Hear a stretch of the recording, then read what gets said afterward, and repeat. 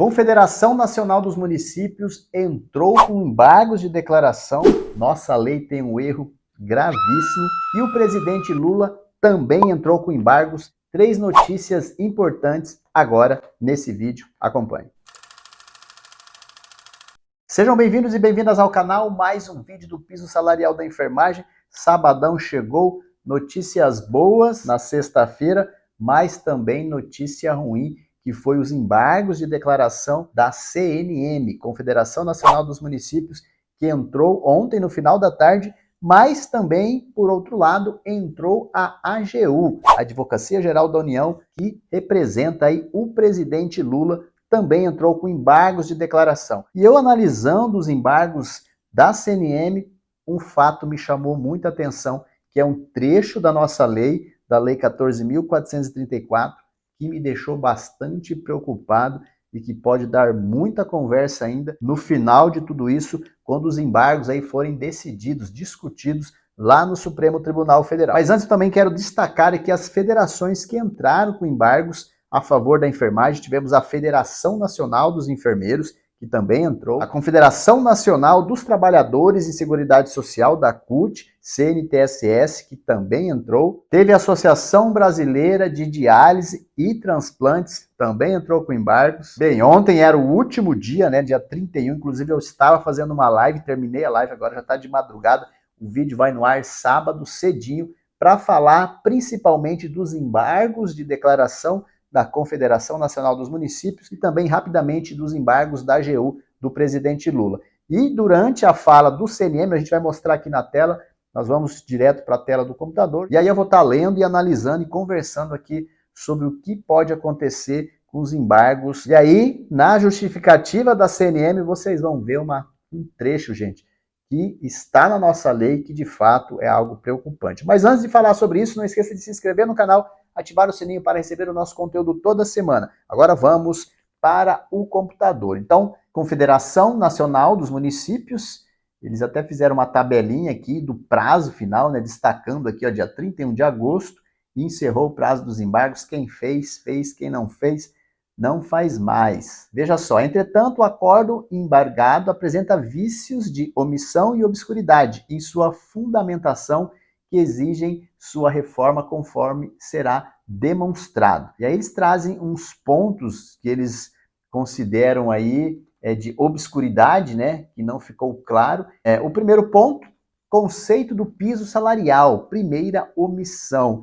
O que a CNM justifica? Que não tem um conceito estabelecido. E eles trazem esse parágrafo aqui, gente, que está em vários trechos. Já vou falar do segundo ponto, que também traz o mesmo trecho, que é a lei do ente subnacional. Então eles falam do piso e que a lei aí interfere na questão dos entes, casos municípios e estados. Veja o que diz aqui, ó. Observância do princípio federativo. Cabe relembrar, todavia, que lei federal não pode impor piso salarial a estados e municípios, sem aportar integralmente os recursos necessários para cobrir a diferença remuneratória, sob pena de comprometer sua autonomia financeira, violando o princípio federativo, cláusula pétrea da Constituição Brasileira, grifo nosso. Gente, essa questão da cláusula pétrea, aí, o ministro Luiz Roberto Barroso falou muito, destacou bastante que esse é o grande problema, né? O ente nacional, o governo, a União, não pode gerar custos econômicos e também interferir na autonomia dos estados e municípios. Então essa cláusula pétrea é que foi um calo, tem sido um calo aí no nosso sapato. E dando continuidade aqui, terceira omissão, encargos legais, pois na decisão eles alegam que os encargos, não ficou claro quais serão esses encargos para os estados e municípios. Quarto item, prestação de contas dos contratualizados, tá? Obscuridade nesse trecho. E aí eles destacam aqui, gente, a portaria do Ministério da Saúde, dizendo que tem que ter a prestação de contas, mas que isso não está bem claro, bem definido. Eles até destacaram um trecho da portaria do Ministério da Saúde, número 597, que saiu em 12 de maio e que depois foi revogada, né, agora recentemente.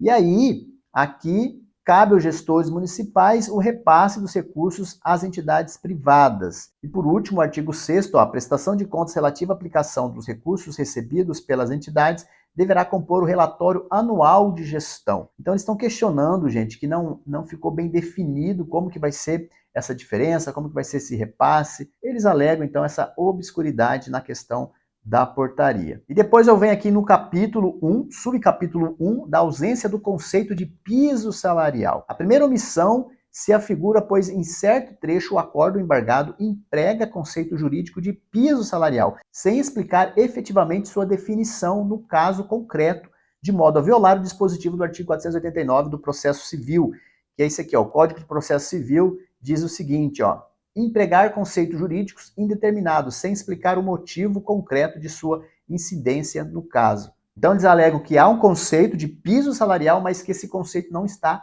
definido, né? E por isso, então, eles questionam e querem que isso seja mais esclarecido. Veja-se que o acordo embargado teve voto de divergência proferido pelo ministro Dias Toffoli, objetivando o acréscimo do seguinte trecho na redação final da emenda, que foi aquele voto desastroso do Toffoli, né, que a gente ficou super preocupado que isso pudesse vir adiante. Veja um trecho aqui, então, do voto do ministro. O piso salarial se refere à remuneração global e não ao vencimento base, correspondendo ao valor mínimo a ser pago em função de jornada de trabalho completa. Era dessa forma que o ministro votou e que a gente não queria que acontecesse, né? E aí, gente, olha aqui, nota-se que o voto de divergência buscava que o conceito de piso correspondesse à remuneração global, assim incidindo sobre todas as parcelas remuneratórias obrigatórias, além do vencimento básico, que são pagas de forma regular. Então, gente, o ministro ele queria colocar esse conceito de piso salarial como se fosse todos os vencimentos, né, as gratificações, enfim, aquele conceito de remuneração global. E nós batíamos no pé que não, que o piso era aquele vencimento base. E esse voto não foi vencido, mas isso ainda deu dor de cabeça para nós. E aqui eles alegam, nesse trecho aqui, ó, que estamos aí realizando em juízo destinado a cautelar diversos bens constitucionais em jogo, e um equilíbrio financeiro das entidades federativas e qualidade dos serviços de saúde. Os prefeitos estão preocupados, então, com o equilíbrio financeiro do município e também de um bom atendimento, de um bom serviço de saúde. Mas acontece, prefeitos, que esses profissionais que desempenham essas atividades de saúde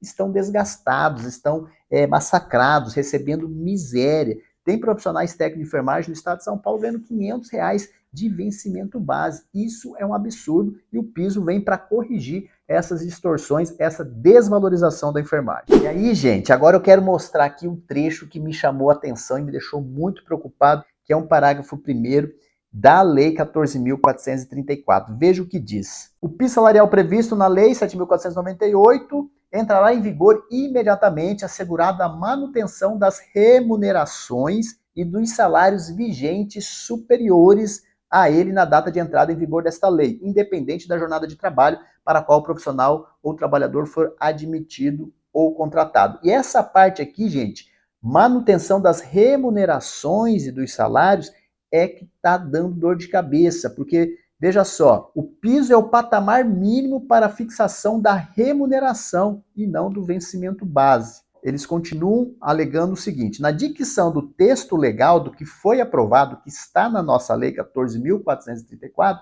extrai-se que no que tange aos servidores públicos, o piso é um patamar mínimo para a fixação da remuneração e não do vencimento básico. A nossa lei deveria, no lugar de estar ali a manutenção da remuneração e dos salários, deveria estar na manutenção do salário base, dos vencimentos básicos. Dessa forma é que seria mais seguro para nós. Então, ao meu ver, a lei ela tem essa fragilidade, ela traz esse termo remuneração e isso é algo preocupante. Dando sequência, ocorre que, em que pese seja pacífico este ponto, é importante ressaltar que tanto o voto vencedor quanto a emenda do acórdão citam diversas vezes o termo piso salarial, mas não proporcionam uma definição concreta para o conceito de piso salarial. Então, os prefeitos estão alegando assim que eles não sabem, né, que eles não têm definido o conceito de piso.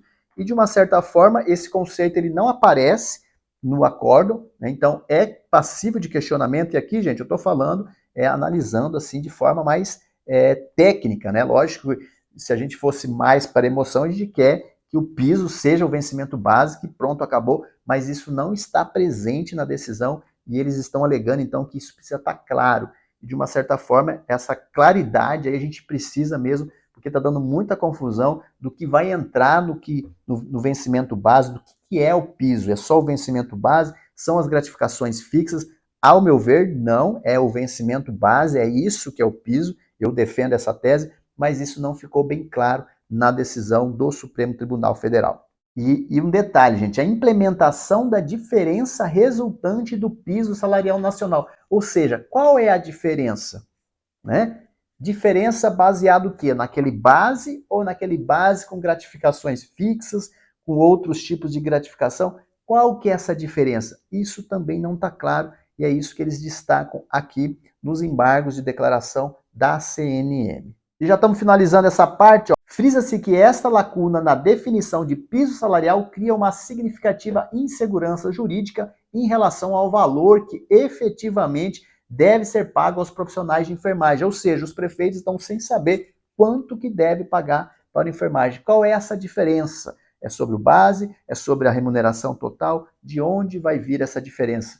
Pois foi colocada essa diferença e agora eles não sabem, né, como fazer essa conta. É essa a queixa dos prefeitos. Em suma, consta-se que a análise do acórdão aponta para uma falta de definição clara de piso salarial. E aí, resumindo, então, o que eles pedem? Essa clareza no conceito de piso salarial, todas as parcelas remuneratórias obrigatórias e, por último, a omissão pode ser consequência para os profissionais de enfermagem e os entes federativos diretamente responsáveis pelo pagamento, assim como para a União, que desempenha importante papel no repasse dos valores. E para finalizar, pois bem, consoante disposto no acordo embargado, resta imperativa a necessidade de evitar que leis federais estabeleçam um piso salarial para estados e municípios sem a correspondente alocação integral dos recursos indispensáveis para suprir a diferença remuneratória. Bem, aqui eu já discordo, porque existe sim um local de onde que vai vir o dinheiro, existe a emenda constitucional